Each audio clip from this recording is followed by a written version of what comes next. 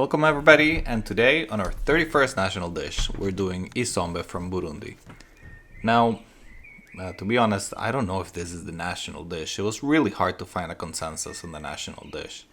And I went on Reddit and one of the users said that there was really no national dish, but if he had to choose something from his culture to share with a friend, it would be Isombe. And it was really good, so thanks to him or her. This dish is a big milestone for me because Burundi is the last country that starts with a B. So I've done all the A's and all the B's. Pretty happy about that. And this I feel like is one of my contributions to the world because it was really hard to find a well-written step-by-step recipe. Now that might be a double-edged thing because yes, I'm making a step-by-step guide on how to make this, although it might be a little bit wrong because I have to guesstimate at some points. So now for some Burundi interesting facts. Let's see. Apparently it is illegal to go jogging in Burundi because people were protesting government control, and the way that they decided to protest it was by organizing Saturday morning runs. So the government decided to be like, yeah, you know what? We're done with this. No more jogging. It's illegal now. You can still jog, but you have to go to one of the 9 approved venues and register.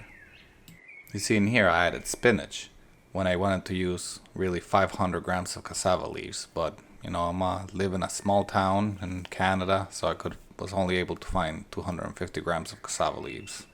Although I want to say some recipes that I saw do call for spinach.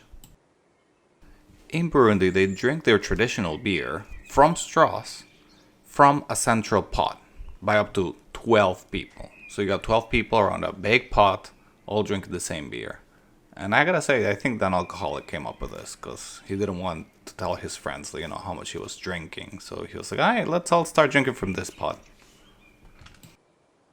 Burundi, sadly, is a very poor country, and they have a lot of problems with malnutrition, although this recipe doesn't lead to believe so.